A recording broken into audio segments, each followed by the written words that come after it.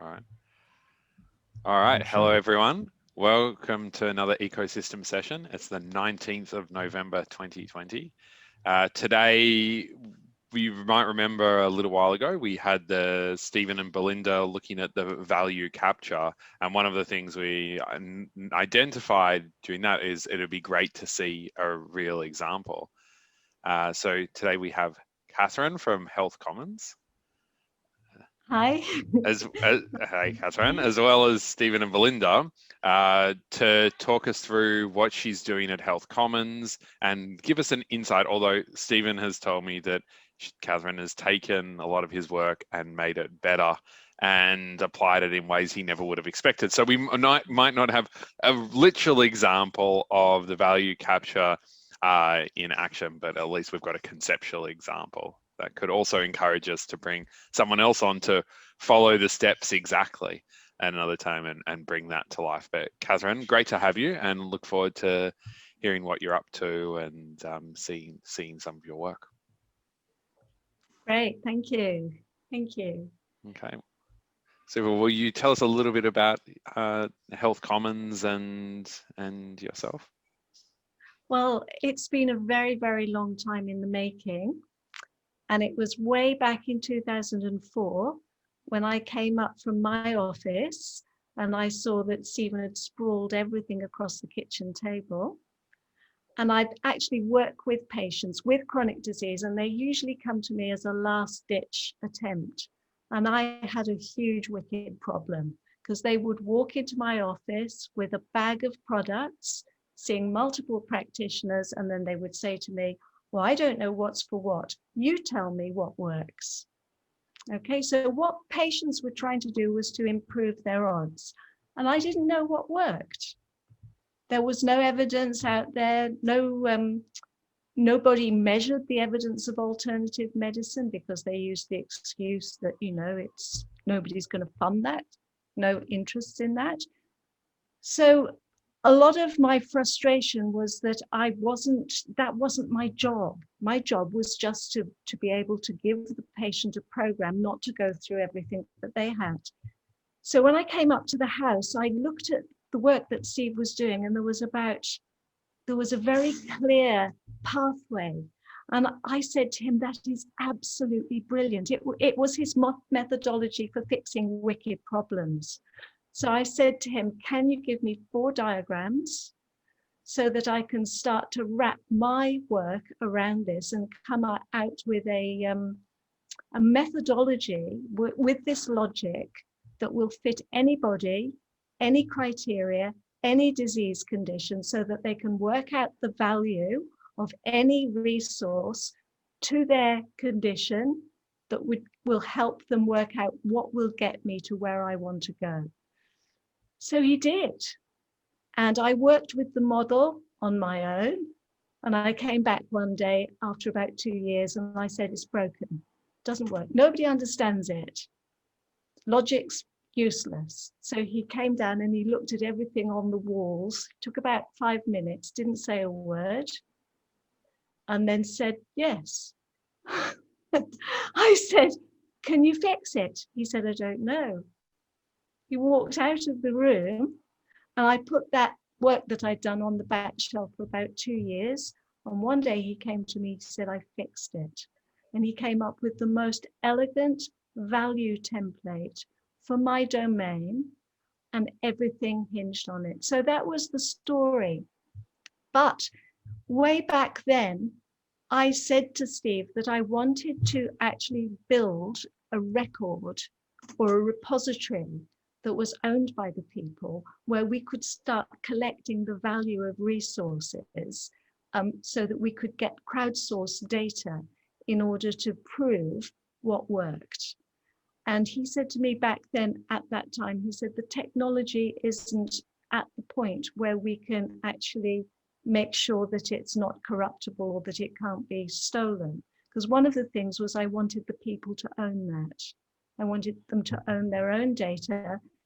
And I was chatting with someone the other week and she said, oh, I don't understand this thing about owning one's data. It's not really that valuable. And I said to her, okay, you've been sick for 15 years, you're okay now.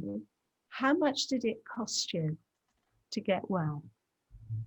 How many surgeons have you seen? How many practitioners have you been to? How many products have you taken? And through that whole process, she'd created her journey and she knew what worked for her.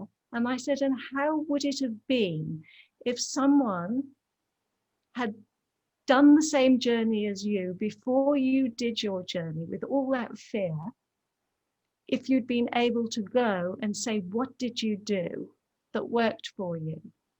How much would that be worth? And she looked at me and she said, it would be immeasurable. It would have removed so much of the fear and the pain and managed to short track a lot of that process. So people's journeys are incredibly valuable, and we just end up giving all that away for people to sell that data, when actually we should be taking ownership of that ourselves. And the other thing that frustrates me is that our health is clearly going backwards. I mean, we're seeing, well, it's predicted that 50% of the people born today are going to have at least one cancer during their lifetime. Nobody is looking at fixing the causes. In truth, people don't want to get sick in the first place. So a lot of the things, and I think most people would agree that environmental pollution is a major cause of disease, because people who do look after themselves, who do the lifestyle changes, they still can get cancers or autoimmune conditions. So there's no interest in actually looking to see whether there are common environmental causes that correlate with these pockets of disease. So you imagine if you have this capacity to actually start analyzing, doing the analytics of people's conditions and what's worked, but also what they feel the causes are, then you're going to get sufficient information or analytics for people to say, maybe it's worth doing a study. So for example, in Australia, we have a pocket of motor neurone disease somewhere in New South Wales. Motor neurone disease technically is an inherited condition, but this condition there is not inherited, so it's new. And what they're thinking, it's to do with the water supply in that area. Because of the global warming, there's an algae that grows that produces these biotoxins. So if you become exposed to that, those particular toxins will go in and damage the nervous system. So maybe somewhere else in the world, there is also another pocket. So imagine, once we get these communities, or once we get syndicates happening, syndicates where you've got a common interest, what I'm saying is that I feel it's going to be people that turn the situation around, and that we can't wait for the corporates or the pharmaceuticals or those particular bodies to actually fix the problem, because I'm not sure that they're even interested in fixing the problem. So that's a very long-winded explanation of where I come from and what my interests are and why I'm powering forward with this exciting project. I'm just going to go and do your download. You can swap chairs. So apparently the email that I just with the download didn't actually arrive. Okay, sure. Well, I'll leave Stephen to deal with that. Okay, fantastic. Thank you. Just for everyone out there, could you explain then simply like what Health Commons is and what it does? I think we've got a bit of a sense of where it's come from. Well, at the moment we're building an app, so it will be a place for people to put their data. And so we'll be able to, they'll have their own dashboard and they'll be able to see what worked for others. But it's also a program where we're going to be rolling out. Belinda, do you want to come in on this? Belinda's been working hard with me, and sometimes my head gets into the practitioner space. Could you say something there? So think of it as two interrelated but distinct streams of work. One of them is an R&D stream, where that essentially takes all of what Kathryn's been working on for more than 15 years and digs really deep into questions like, what's really most important to people who are dealing with particular health challenges and want to be in a different place? And what triggers them to be motivated to create change? Because that's a really, really tricky question in the health domain, is how you actually, what actually makes people motivated? If it's true, and we believe that it is, that lifestyle change is the most effective strategy for dealing with many of these chronic diseases, far more effective than most drugs, then what triggers people to be motivated enough to change the way they're living? So that's the kind of questions that the R&D program is going to digging into via training practitioners to be essentially health advocates who can then work with individuals to walk them through a process of figuring out where they actually do want to be that's different, and how then to get there, how to evaluate different treatments and the value of those different treatment options and lifestyle changes for them. And then what we're planning on is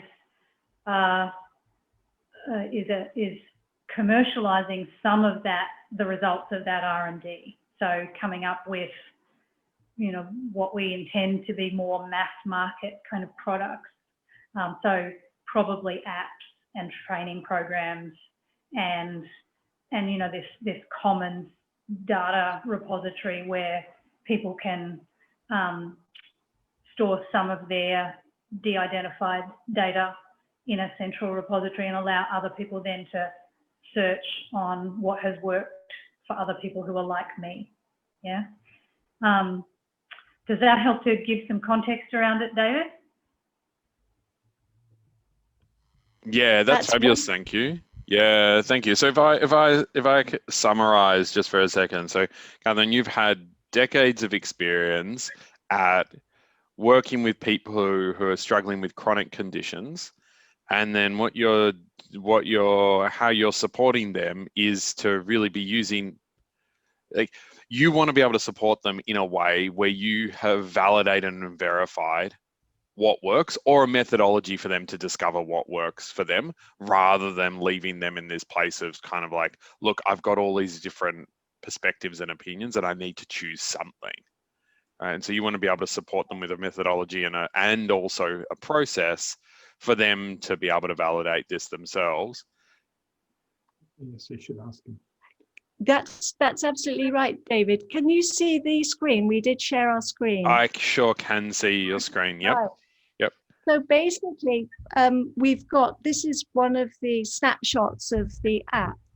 So you can see there that we've got a quadrant chart where people will be able to see, it's color coded, those little dots, the mix of treatments that had most value and were most effective. And you can see on the side that there's like a distribution bar chart, so that you can actually see the percentages of people who found things valuable. So you can search either by effectiveness or popularity, and you can mix and match your research criteria. And this second little snapshot, we've got here this is just another screenshot where you'll be able to search for on a particular condition and see how many people have it in which various geographical locations. Yep. So you'll be able to see the clusters, and you'll also be able to hover over those red dots to see what they felt the leading cause was, or the leading risk. Yep. Okay, so now this is all really very well. We can all have fun and we can create our own dashboards and do our own monitoring using this app. But it's actually what Belinda was talking about. It is not sufficient to help people to become proactive.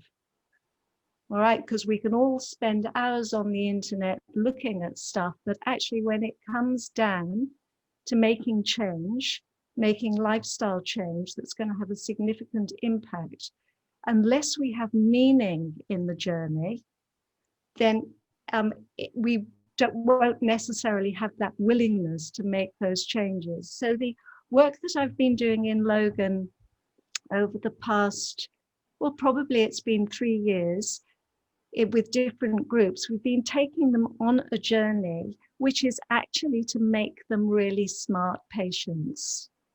All right, so they will use the value capture methodology so that they can work out the odds of something, getting them to where they need to be. But we also put in place the solutions. So it's an autonomous process.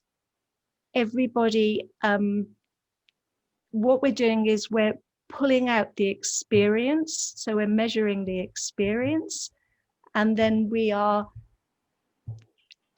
measuring at the end of the course, for example, the reduction in the pain of the impact of the experience, or the intensity of it, to measure the progress on their journey. And you can see here, we're just measuring 5 key aspects of the key things that influence the journey. One is the lack of is confidence. Another is your motivation or your willingness. Then you've got the impact of your general health on your life. You've got the impact of stress, and you have the impact of a lack of contentment. So we unpack all of those and we find out what the experience is. And you can see here that, we've got, let's have a look. For the confidence, I don't know what to ask to make informed decisions. I don't know who or what could help. The motivation, there's no cure and it's only going to get worse. Overall health, I'm anxious, isolated, I feel overwhelmed and ugly. So these are the things that will drive the journey. All right, so what we're looking for is what solutions are going to actually help me overcome those particular or improve those experiences.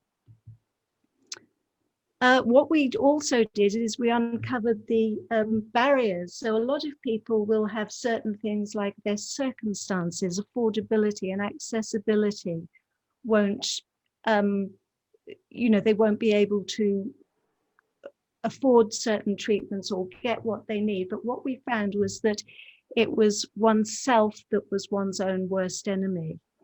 All right, so a lot of people found through unpacking their barriers, it was the fact that they, that a lot of people would say, well, I haven't got time to look after myself. I've got 2 kids, young ones, preschool. I've worked full time. My husband works in mining, so he's a fly in, fly out. I've got this chronic disease. I'm on a lot of medications. I haven't even got time to think about myself. So time was the problem. So actually, when you start looking for solutions, it's how do you prioritize that time? Or how do you create things within your life to make those lifestyle changes? So that's really what part of what the program is about. This is one where 80% of the group, one of their main barriers was self-doubt. All right, so it's that negative self-talk. How do you change that? This is another thing to make the journey possible. We had some extraordinary results with that. I'll just see if I've got anything else of interest. Yeah, so we yeah, so I think that's It is what we're in terms of where my methodology sort of underpins this, because it was brilliant. I told Kathryn, don't put all my stuff in, it's too complicated, it can't work, because I didn't know that people like Kathryn and Belinda can actually take the complexity out of my stuff and bring it to a point where, in this case, these were people in a particular sorry, what do you want to trying to stop sharing. Here we go. I just stopped sharing this. You know, in a particularly low socioeconomic area of South Brisbane, walking off the street and then looking, and then Kathryn's, they went through a course which is now going to be on an app and on a self-learn program.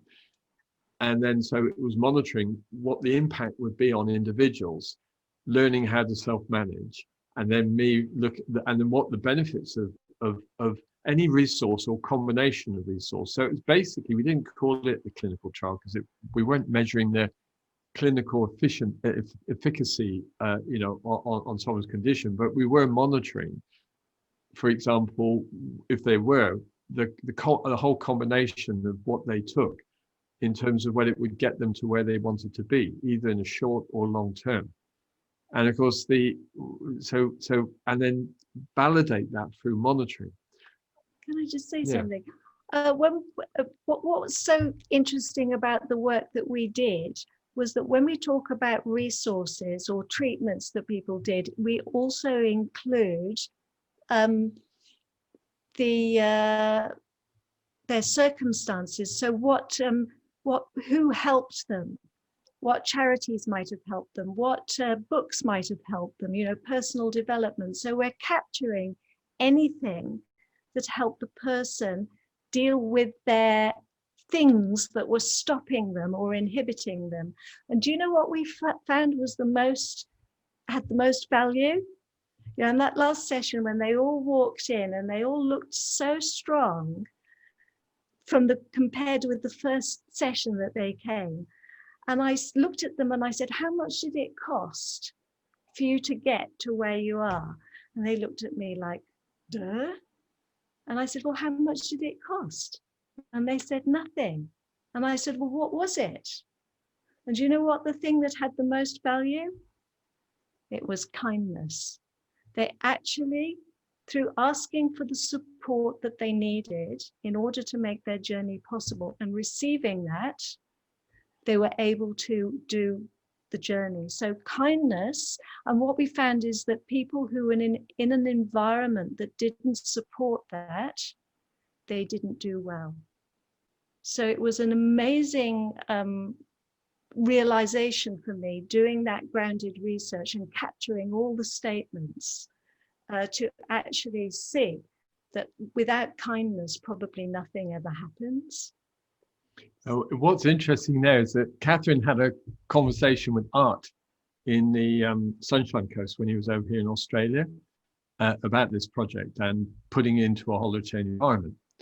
And he was fascinated because he was saying, well, how can you measure the impact of kindness when it's a non-numerical value? It's not a 10, it's not a 9, okay? And I was a bit, because I hadn't articulated like that before. But what we measure is the impact of that kindness on the person, but also on their family.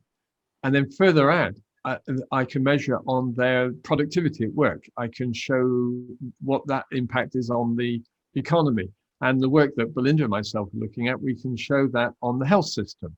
So what is the value impact to the health system of somebody, of actually encouraging kindness, and then actually understanding how that's mechanized in terms of, you know, in terms of service delivery.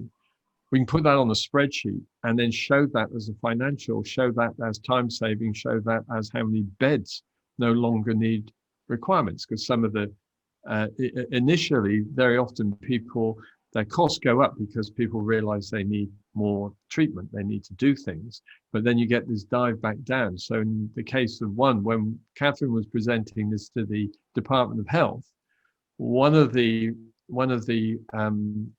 participants had reduced the number of bed stays in hospital quite dramatically. And so we've been able to show, I think it was 10.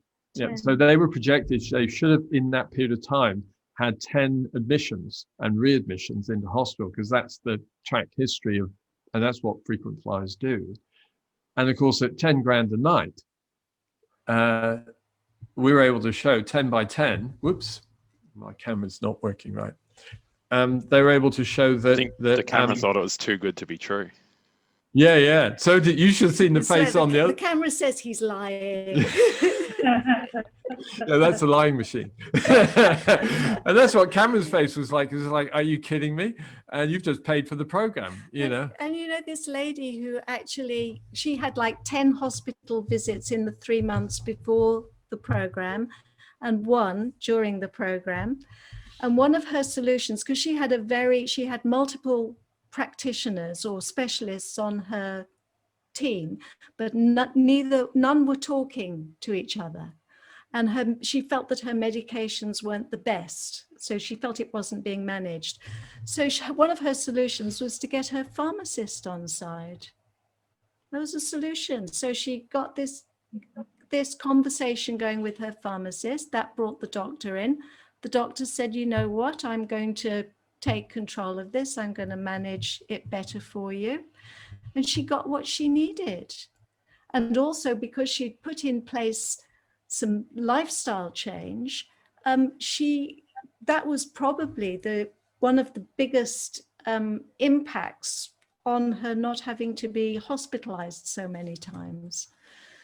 So, you know, these are all incredibly important. I think because I've followed so many people on their healing journeys over 30 years, I know what it takes to do the journey and what's involved. So that was, you know, it's not just your doctor, it's not just your medications, it's the whole, you know, it's everything that you need in order to make that a success.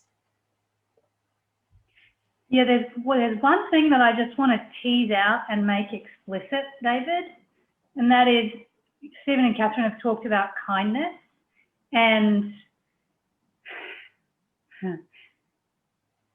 you give people an opportunity to be kind when you ask them for something, when you ask them for what you need. And so there's this very, very sweet element to Kathryn's work that is about helping people to get clear about what it is that they need, and then giving them tools that allow them to ask for that. And that is actually the mechanism that it's like a kindness engine, because guess what? When you ask people, more often than not, they're willing to respond. And thank you, Belinda. That was beautiful. One lady who did the course, at the end of the course, she said, I didn't know how kind people were. You know, it's transformed her life. And of course, David, if you translate that back into Holochain, because that's what we're waiting for, Holochain, okay? Just plugging it, if that's okay, because we've, yeah, you know, because Eduardo's built this app that it's almost alpha now, and you know the back end will be replaced with Holochain soon as we can, but because then we can really get this thing kind of. It's the viral nature of it, because then what we can do is, if you like, exploit the capacity of forming agreements, which is what I was talking with 𝐜𝐤𝐬 about, whereby the structure of this as an organization, there will be a mutual society, a cooperative structure, but it won't be centralized in the sense that it owns anything or controls anything. It will only do things by consent of the members. And they will do that through agreements. So everyone owns their own data by agreement. There, because we who facilitate this agree with them that they own, and they then make that into a legal artifact, if you like, and it becomes private property. So even if someone de-identifies, it's still theft. So it means they legally can grant conditional consent for its use, so which they do. But what they can also do is create syndicates, form syndicates around common interest. That might be around a chronic disease. It might be around some research to find out why people are getting sick. It's whatever people want to do. And there's none of the business of the organization. They're facilitating it, but they give consent to the organization to act as legal custodian in order to be able to coexist with the rest of the world. So it will be like a DAO on steroids, but using the ability of the best of both worlds. So this could grow in and evolve and take advantage of that. You can store your own data where you want to, as agent centricity allows you to. But also what the stuff that's magic is that then that kindness becomes a currency, all right, where you can actually then swap that, barter that, you can exchange that. And of course, you build up those different currencies. And what you've got then is you've got capital. But no longer this stupid idea of segregating capital as if like, no, that's natural and that's social, like charity or something stupid. And this is the real stuff, the big man stuff of money. It's all capital. And you've got individual capital, you've got capital between the syndicates, but then you've got this sort of overall capital, which in the model that it will grow for the purposes, the intended purpose of what that movement will try and do. So, which is Kathryn's dream. My brief was it had to be so that no one could rip it off or steal it. None of the big multinationals could destroy the records of these things. That was easy. But then what she wanted better to do is the individual benefit, and their efforts fuel their capacity to live healthy. All right, and then collectively means we can change. That's when you really can. People talk a lot about changing the world. I mean, you need the equivalent of, to change, to impact on health. You're looking at the equivalent of, it's got to be somewhere around 40-50 trillion dollars worth of money, monetary value, if you're going to go and take on that market sector. Or you have the equivalent capital of that creates the flow and can create the change. So, but it has to be grassroots, but you also have to have there. So that's where all that is captured, but people generate it. And of course, if you're looking at then, it means we've got this inexhaustible resource of human attributes like kindness, trust, okay? And actually now being systemized into a health system. All right, and that's the difference between Holochain. That's what I've been waiting 20 years for Holochain to do, so that I can provide some ontology for that to happen.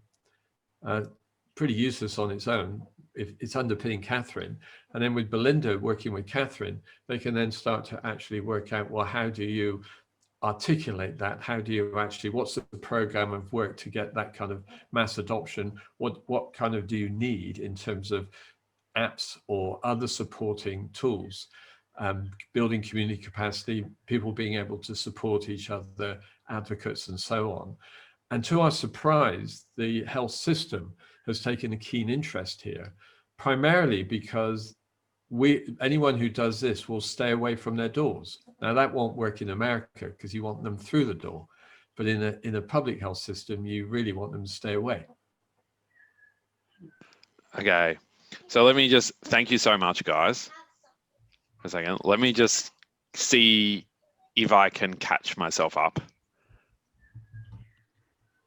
So I've got 4 things that are going through my mind right now.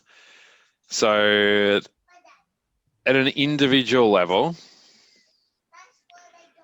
you go through this cycle of, expression of what's going on, a process of understanding what it would cost to change or to not change, the experience of what you would change in the change process. And as you're going through that as an individual, through that experience, one of the things that you're supported to do is get really clear on what you need, learn how to ask for help from others, and through that, experience the beauty of the kindness of other people as you ask for help, right? And so then, Belinda, you described that almost as a kindness engine, or the ability to predictably create more kindness in the world. Doesn't mean it's always going to be like that, but predictably create that.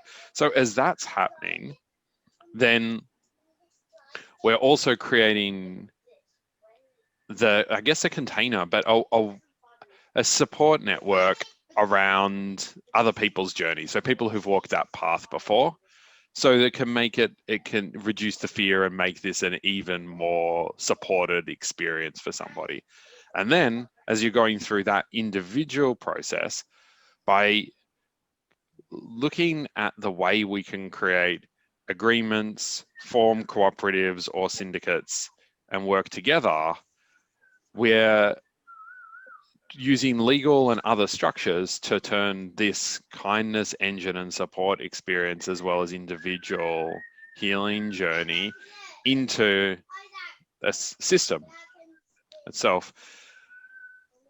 And as those things are all coming together, in using Holochain and other technologies, we're also creating the underpinnings of that system around the integrity of my data, the integrity of my experience, and creating, I guess, both a change in the cost base of how to deliver the service. So we're doing something that if you did at a system level would cost 30, 40, 50 trillion dollars, but because you're doing it at an individual up and across, it's costing fractions of that. In fact, it could almost cost nothing in a way and just be creating all of this value, as well as supporting people on their individual journeys to be able to, well, they at the starting point, owning that data, owning that experience, and then being able to create from that experience. That's very elegant, David. Yes. Thank you. That's about right. You can talk on our behalf next time. I'm going to get fired. Stephen's come up with this magnificent quantum, because it's quantum, his stuff. So he's got this circle where you're looking at flow. So with flow or movement, when a person moves forward, you can go through periods where you're stagnant because you've gone cold, or because there's so much friction that it creates heat.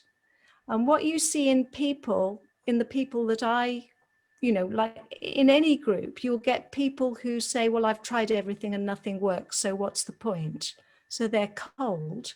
And you get the people who are so angry and frustrated that they can't move. So what we found was that and people would come in and they would say, well, where do you want me to start? My life is a complete mess. But what we found was that just by creating space for them to have a look, so in quantum, just by looking at something, you change. It then enabled them to look at what solutions could work for them that would take them just to the next step. That was what opened the possibilities. And then you get this sudden trajectory where suddenly they think it's possible, and they move from a point of being stuck to a point of having fire of excitement, not friction. And so that's what, when you see this as a moving flow experience, what is it that creates trends? What are the sentiments that cause that stagnation? How do we create just a little bit of reduction of the heat in someone who's very hot? How can we just reduce that a little bit to get that movement? Or if they're very cold, how can we warm them up? And what happens, you don't have to do anything. You just have to give. It's like with the methodology, you just give that space and that guidance, and it happens. For every single one of those people, if they had the support, if they could ask for what they needed and it was met with kindness, it happens. That's my new, by the way, that's my new, I'm working on my new dashboard to teach people. I've gone away from the old one you've seen, and it's a beautiful thing. Beautiful. And that's, and it means that you can look at how you can, it's not even so much orchestrating, it's more like Tai Chi, where you can have an intention without an intention, where you can do something so subtle that all it does is it just actually, firstly, the secret just does heat reduction, so it takes pain. That's why when you gave that talk at Help to my students, I was just so happy because you asked them where their pain was, because they didn't have any pain, not going anywhere. Because if an opportunity arises, so it takes that pain, that creates the flow, and of course, ultimately, once you've gone there, where people, human beings desire is peace. Obviously inside, I can't give anyone peace inside, but we can create through this flow an environment that's peaceful, okay, that's actually stable, which is actually, but of course, what happens is something comes from the outside, which is a disruptive tipping point, which creates an eddy, and of course, you're ground. So it's almost like the original Indian game of snakes and ladders, where in this thing where you can see where you intentionally go, but then something will come and put you in an eddy, another thing will take you, another thing will draw you there. But what I've been able to show is why I've been able to make predictions over 10 years of how entire movements will happen. I've finally been able to get the tools to show. Now, when we did this with Kathryn, I predicted this would happen in her people that she was teaching, because they were cold, and she came back and said, well, no one's going to move. I was ready to give up after the first session. It was so awful. It was like a stone wall. And I just said, well, go back. You have to go back because you need to get the data in any case, but just see what happens. And what happened was that it was the fact that Kathryn took them through a process, through her methodology, where people could look at where they were heading, and which at first was fine. I'm just going to die. It's okay. The doctor's going to monitor me. It's all right. To suddenly, and there's nothing else is possible. But then suddenly, because they're looking, and because her capacity had the ability to just take some of that pain away, and it created the heat, it created a space, which in quantum is the superstate. It's what you put the computer into. But we do superstate. We go into this space where it's like, well, that's possible. And of course, where you end up after you're in that space is either yes or no. So that's why you're there. And she came back one day and said, they all want to be somewhere. In fact, they were already going there. It was like, well, how could that be? Because it was just like flop. And that's what happens. Human beings can do that. And so what I've been teaching, that's why I teach my students how to do that en masse. But then put in the hands of someone, these ladies, is pretty frightening actually, because they just look at this and push me away and say, okay, got your calculator, now we're going to get on with it. And it's just so awesome to watch.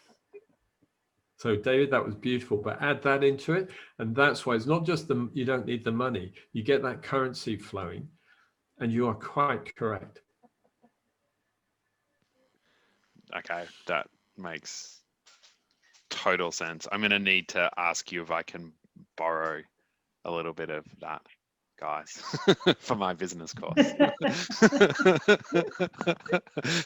Because it's an unbelievably helpful tool for teaching, for supporting people to experience flows in a different way. Oh, wow. Cool. There's some pretty cool Lego building going on next to me, guys. I don't know if you can hear it. Awesome. So, Kathryn, I've heard a little bit from Stephen. So, no, just one second. I'm just doing my interview. Oh, okay. Really? Okay. Okay. So we've got spaceships that can fly in space and in the clouds here going on. It's pretty cool. And of course, when I rushed to come back, it was not acceptable. I need to sit there and really focus on the spaceship. So, Kathryn, one thing what from your perspective, when Stephen was talking about the Holochain side of things, how do you think about that? How does that impact you? Or is that kind of in his world of like aggregating everything and using immutable structures, or does having the distributed technology matter for you? I'm not a technologist, so I know nothing about it, but I am very good at saying what I want to happen. So then Steve will translate that into the technology. So it's incredibly important, number one, that people can control and own their own data, that they can choose who can see it, or how they hopefully will be able to trade, they'll be able to trade it, who they want to trade with. So all that's, without that, the model wouldn't work. So, but there's one thing that's been really interesting around like the data concept and healthcare. And so, because in any distributed system, or if you're owning your own data, it's only available then when you're online and available to share it. Because if you make your data available when you're offline, it's been stored somewhere where you're not. And so that's why Holochain. So those are the things that Kathryn asked you about. Yeah, it must be. So there's the principles. We've got a principles matrix with some hierarchical principles, which are pretty much sacred principles, and then there's rules underneath that. And we'll be close to publishing that principles matrix, so you'll be able to see not how but what it does. So the beauty of the Holochain introduces is that the individual, has the agency to say, well, I do want it to be made available, and there's mechanisms for that to occur, and they can say, no, I don't. But for the first time, it gives them rights which they otherwise no one else has granted them. People talk about sovereign rights, but that's whistling in the wind if someone can impose their will over those rights. So for the first time, you can't grant things that you don't own. So first, like your body. So it's more like, think about it more like habeas corpus. And why did it come about that you needed to own your physical body? Because people would kill it if they, who were a higher structure than you socially. Okay, and for no good reason at all. So back then it was just like, around Magna Carta, it was just like, well, it's not such a cool thing. And it's like, okay, in that case, I can't kill you unless you've done something wrong. And I have to give the body back afterwards. But at least, we've got some justice now. So that was the first step. So in the same way, if you look at digital, the intellectual property of the person. So firstly, it's we grant you the right, and we'll do that through the mechanism of common law, ownership of property. Then you have the right to grant that to different people under different circumstances, where you can just keep it safe, you can aggregate your data, you can aggregate the analytics, you can give people consent to do it, but it's conditional. And there's two types of model. I mean, the person I've been thinking this through mostly is with Chris Ray in London, who's probably in the blockchain world was the leading legal barrister and philosopher of how do you create smart contracts.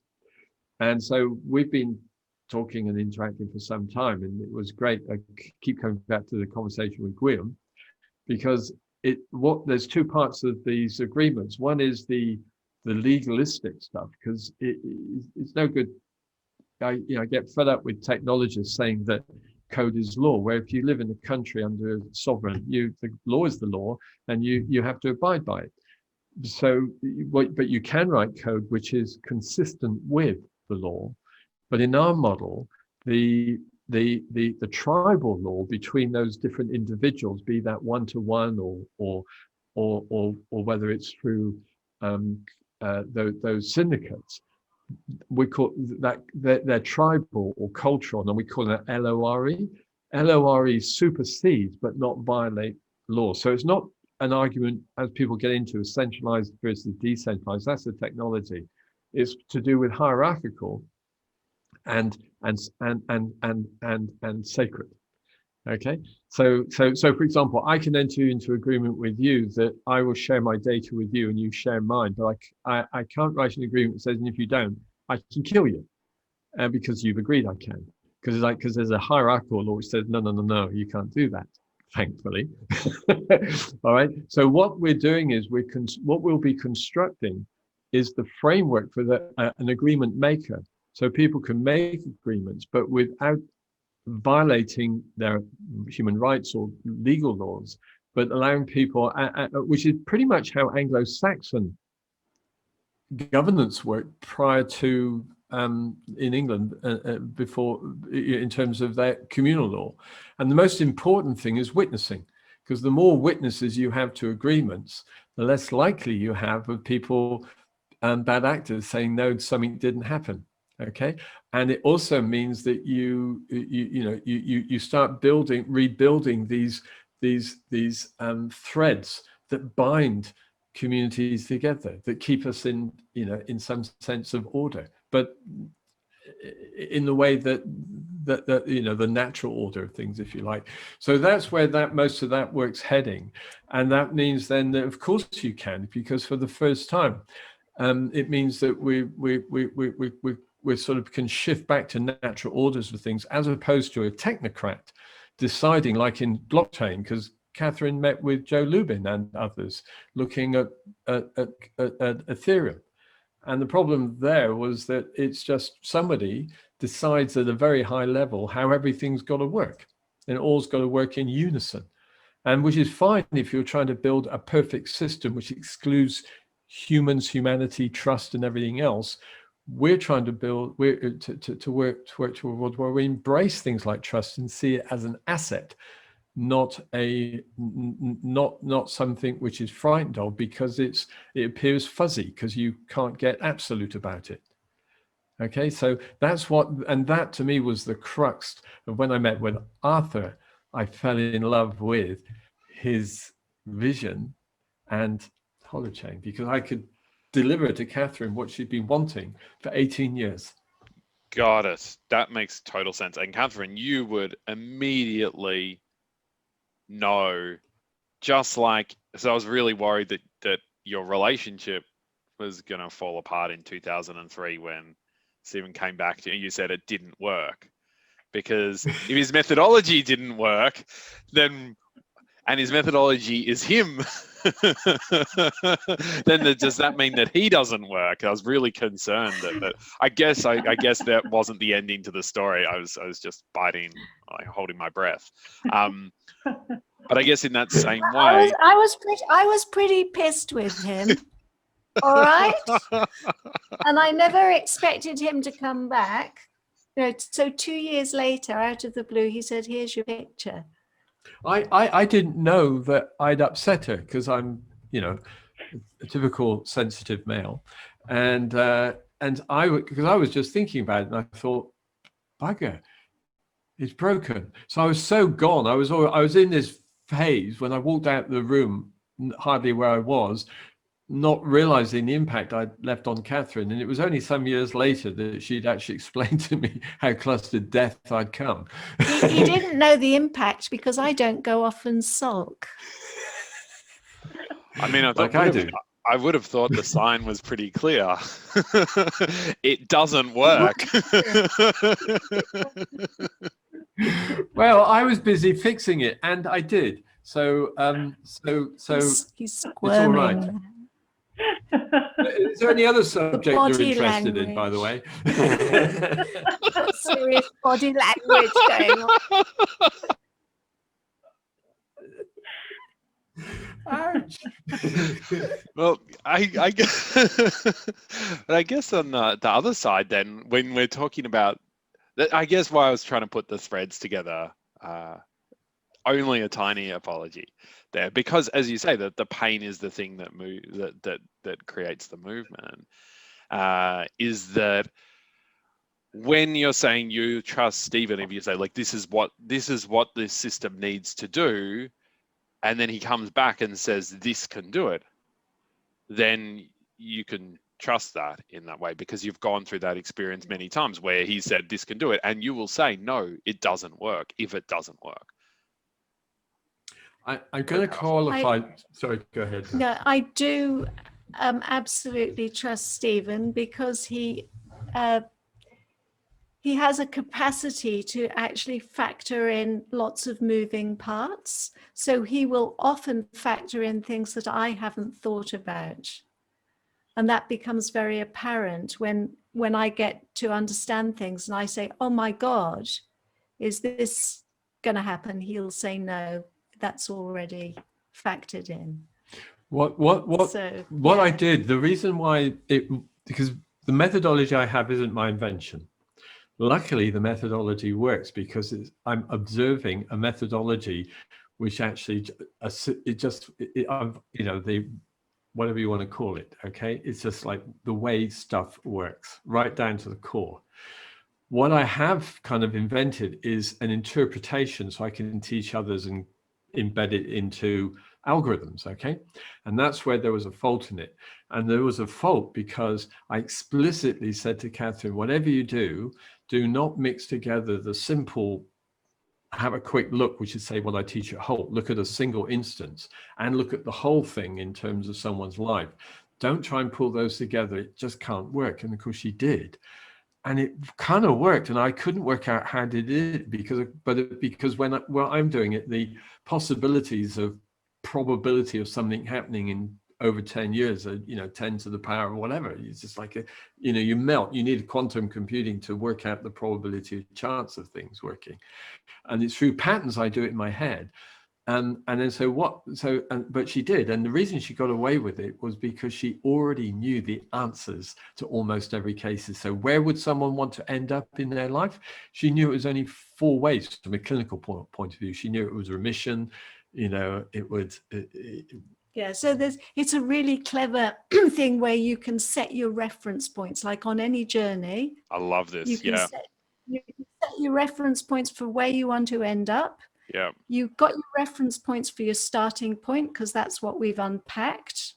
Then you've got your waypoints, which are the towns that you go through. So you can match any or align any treatment and score the value of it actually not only getting you to a waypoint, but getting you to your endpoint. So for example, Stephen, who used to be fat as a pig, decided he was going to go on a diet, right? So one of his goals was to lose weight. Now, he didn't put his endpoint in because he imagined his endpoint. His endpoint was, well, if I lose weight, I'm going to be fitter and healthier. But he chose to go on the keto diet, which got him to his goal, but it took him in the opposite direction. Huh. So by having the two things, it took him in the opposite direction because he ended up in hospital with kidney stones. The diet was not sustainable, so he put all the weight back on and more very quickly. So it actually took him further away. So when we're looking at it from a journey perspective, we're measuring the value of something in getting you, addressing a goal, but also taking you in the right direction. And because I know my subject and I knew what I was measuring, it was very easy then to put Steve's methodology into the journey. And where the break was in when Kathryn said, and I said there's a break in the logic. The break in the logic was between the inherent value of something today and then the value of getting to that endpoint. There was something missing in the way she joined it together, and I knew it was wrong. And the reason it took that long is because her calculator had to work every time for any condition of any human being. Now, the complexity of this is just bonkers, okay? And it had to work every time because you can't go around killing people, okay? You can't take people down the wrong direction. It has to work regardless. You just throw it and it works. And it did, except in those areas. So I had to come up with something that would actually be that robust, where you could bring it down to those points. And what you do is you look at everything, and it always comes down in patterns. It's just like but it's finding the right 4 data points out of the billions, okay? And if you know those, if you do that in that sequence, then it kind of works every time. That's why it took me 2 years, but I was still not forgiven, and neither about my diet, because I must say that the nurse asked me what I'd done when we arrived with the kidney stones. I told her the diet I'd been on. She just told me I was a bloody idiot. It was someone of my age, and why hadn't I factored that in? So it occurred to me I might want to use her methodology in the future, which I did, and now here I am. It's incredibly simple and it's incredibly elegant. And when people get it, they say to me, but you could use this in any situation in life. You know, it draws on the person's natural inclination to want to work out the odds without being an expert.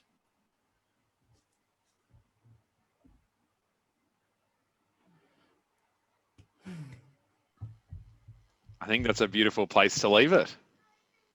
Thank you. Thank you. David, that was so fabulous. Your articulation of that is extraordinary. And what you drew out of Kathryn and Belinda, brilliant. Thank you, Belinda. Thank you, Kathryn and Stephen and David. That was fun and funny. You're a star, David. This is good. You missed your vocation, mate. Thanks so much, guys. Yeah, that was fabulous. Good to, yeah. You can see why I'm climbing up the wall. What you can't do it with Holochain. Just gets you into that zone where you can do it, but blockchain doesn't make it. Yep.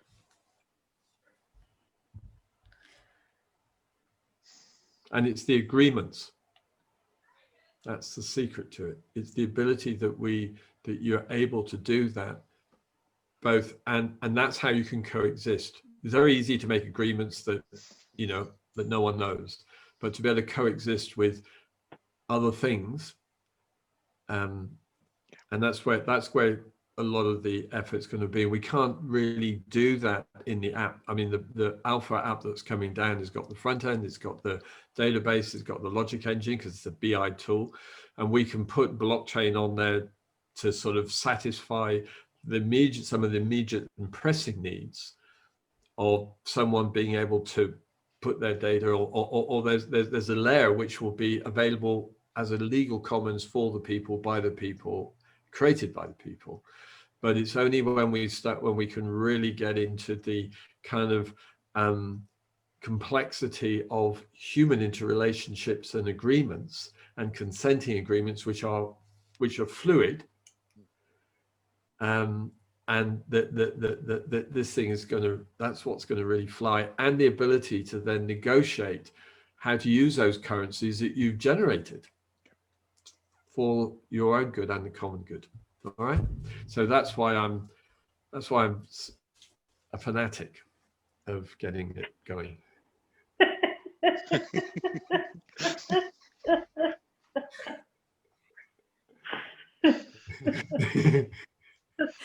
Right, let's go get some dinner. Yes. Yeah, let's do that. Yeah. Fabulous, guys. All right. Well, thank you very much, and I'll see you all soon. Thank you, Kathryn. Yeah, talk to you soon. Bye. Bye.